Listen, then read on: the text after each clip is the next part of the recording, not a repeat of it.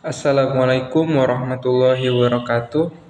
Halo, perkenalkan nama saya Muhammad Iksan Firmansyah, mahasiswa Ekonomi Manajemen Universitas Primagraha dengan NIM 61201230212. Pada kesempatan ini, saya akan memaparkan sebuah presentasi tentang teori ekonomi untuk memenuhi tugas mata kuliah yang diampu oleh Bapak Muhammad Teguh Setiadi, SE, MM, CTMP, CMC, CPGAM, CPLM.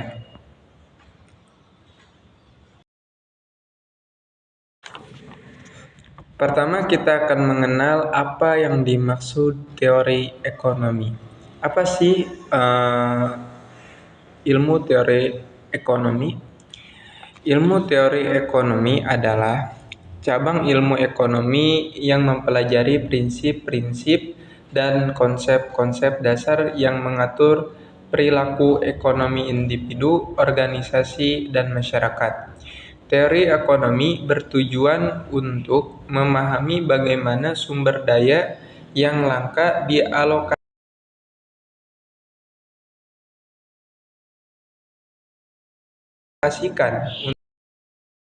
untuk memenuhi kebutuhan yang tidak terbatas.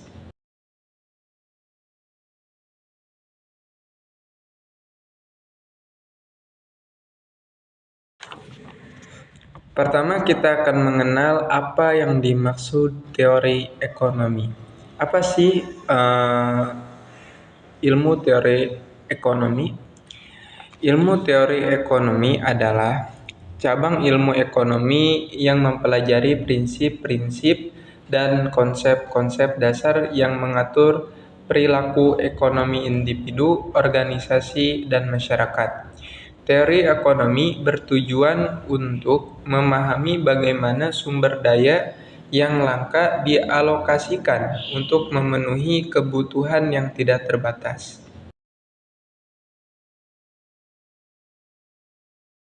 Nah, untuk ilmu teori ekonomi sendiri terdapat cabang-cabangnya, yaitu satu, mikroekonomi. Apa sih mikroekonomi? Mikroekonomi adalah eh, tentang mempelajari perilaku ekonomi individu dan organisasi, termasuk teori konsumsi, produksi, dan pasar. Nah, yang kedua ada makroekonomi, yang mana mempelajari perilaku ekonomi agregat termasuk inflasi, pengangguran, dan pertumbuhan ekonomi. Untuk yang ketiga yaitu ekonomi internasional, yaitu mempelajari perdagangan internasional, keuangan internasional, dan integrasi ekonomi, yaitu yang bersangkutan dengan luar negeri ya, yaitu internasional gitu ya, mencangkup luar negeri segala gitu. Yang keempat yaitu ekonomi publik, yaitu mempelajari peran pemerintah dalam ekonomi termasuk kebijakan fiskal dan moneter. Nah, kalau publik tuh dalam negeri gitu ya ekonominya.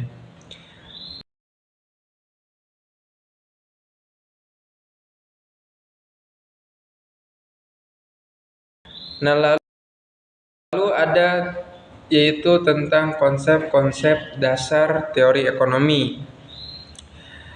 Ada 4 bagian. Yang pertama yaitu kurva permintaan dan penawaran, yaitu mempelajari bagaimana harga dan kuantitas suatu barang atau jasa yang ditentukan oleh permintaan dan penawaran, yaitu permintaan dan penawaran konsumen terhadap produsen gitu ya. Yang kedua yaitu elastisitas, yaitu mempelajari bagaimana perubahan harga atau kuantitas suatu barang atau jasa mempengaruhi permintaan atau penawaran. Yang ketiga, biaya oportunitas, yang mana mempelajari biaya yang dikeluarkan ketika seorang memilih satu pilihan daripada pilihan lain. yaitu apa ya namanya? Jadi biaya oportunitas itu individu gitu ya. Apa milih satu pilihan gitu ya. Yang keempat itu efisiensi, yang mana mempelajari bagaimana sumber daya yang langka dapat dialokasikan secara efektif dan efisien. Nah, yang mana dana-dananya itu bisa tersalurkan apa dengan baik gitu ya. Misalkan kita mau membuka usaha gitu, ada dana sekian, misalkan 3 juta. Nah, 3 jutanya itu mencukupi lah untuk bisnis tersebut gitu.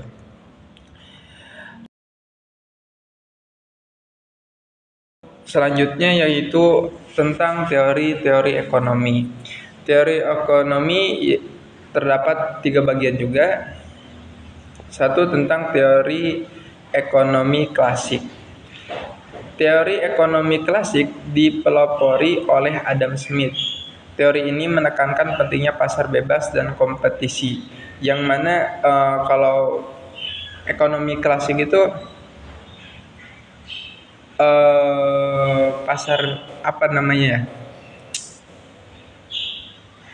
dagangnya atau jual belinya yaitu apa biasanya dempet-dempetan gitu ya. Nah, kayak gitu maksudnya saling kompetitif lah gitu ya. Terus bebas gitu. Yang kedua ada teori ekonomi Keynesian, yang mana dipelopori oleh John Maynard Keynes. Teori ini menekankan pentingnya peran pemerintah dalam mengatur ekonomi. Lalu yang ketiga teori ekonomi monetarisme, yang mana dipelopori oleh Milton Friedman. Teori ini menekankan pentingnya kontrol moneter dalam mengatur ekonomi, lebih ke disiplin ya.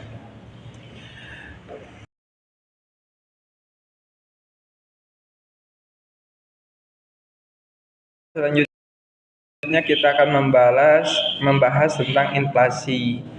Apa sih inflasi? Inflasi adalah fenomena ekonomi yang terjadi ketika harga barang dan jasa secara umum meningkat dalam jangka waktu tertentu. Inflasi dapat diukur dengan menggunakan indeks harga konsumen (IHK) atau indeks harga produsen atau disingkat IHP. Apa sih penyebab inflasi? Biasanya penyebab inflasi itu salah satunya yaitu kenaikan biaya produksi. Kenaikan biaya produksi dapat menyebabkan perusahaan meningkatkan harga barang dan jasa. Makanya adanya inflasi itu yaitu salah satunya kenaikan biaya produksi ya. Barang-barang jadi mahal gitu ya. Terus apa saja sih dampak inflasi itu? Ya, satu dampak inflasi, satu pengurangan daya beli. Biasanya minat orang untuk beli itu jadi berkurang ya.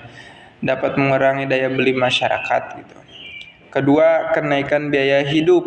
Inflasi dapat meningkatkan biaya hidup. Nah, biasanya di setiap daerah itu biaya hidupnya beda-beda gitu. Maksudnya ada yang bisa, misalkan di pulau ini cuman 2 juta bukan bisa hidup tercukupi gitu untuk hidupnya gitu. Ada yang kurang juga, itu karena setiap daerah itu harga pokok makanan berbeda-beda ya, atau barang. Terus yang ketiga yaitu kurangnya kepercayaan. Biasanya inflasi dapat mengurangi kepercayaan masyarakat terhadap pemerintah dan sistem ekonomi. Kayak kita gitu ya, rupiah di Indonesia itu tinggi gitu ya, 16 sampai 17 ribu per 1 dolar. Makanya masyarakat banyak yang tidak support ke pemerintah gitu. Yang keempat, pengaruh terhadap investasi. Biasanya inflasi juga dapat mengurangi investasi dan pertumbuhan ekonomi.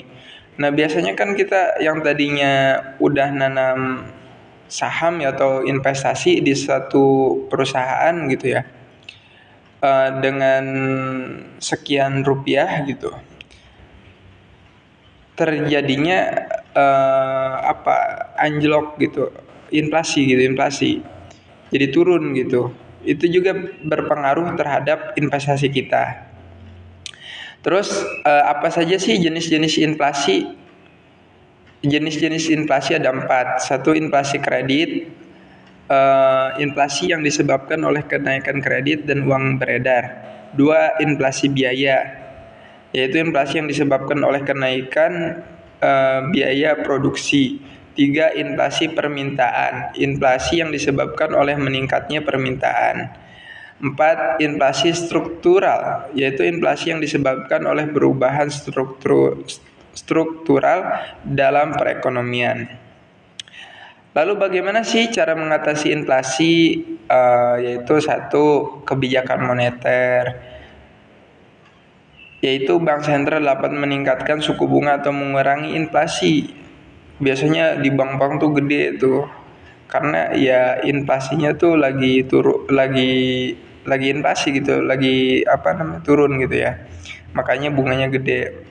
Nah, kalau pengen inflasinya kurang, maka bunganya harus dikecilin. 2, kebijakan fiskal. Pemerintah dapat mengurangi belanja dan meningkatkan pajak untuk mengurangi inflasi. 3, kontrol harga, yaitu pemerintah dapat mengontrol harga barang dan jasa untuk mengurangi inflasi. 4, peningkatan produksi, yaitu peningkatan produksi dapat meningkatkan pasokan dan mengurangi inflasi.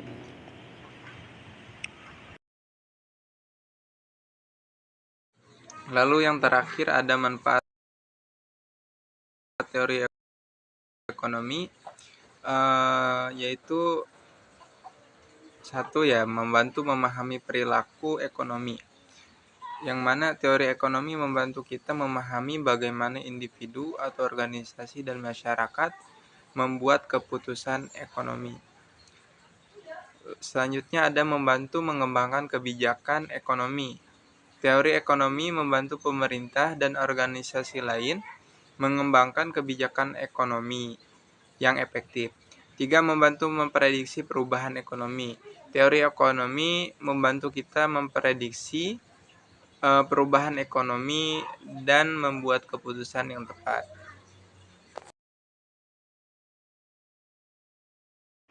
Baik, mungkin cukup sekian presentasi dari saya. Mungkin kita bisa simpulkan, yaitu dalam materi ini kehidupan kita, bahkan seluruh orang itu tidak jauh dari yang namanya ekonomi ya. Maksudnya saling bersangkutan gitu ya. Makanya kita jangan acuh tak acuh, harus paham tentang perekonomian di Indonesia sendiri, bahkan mancanegara ya, atau dunia. Mungkin cukup sekian dari saya. Wassalamualaikum warahmatullahi wabarakatuh.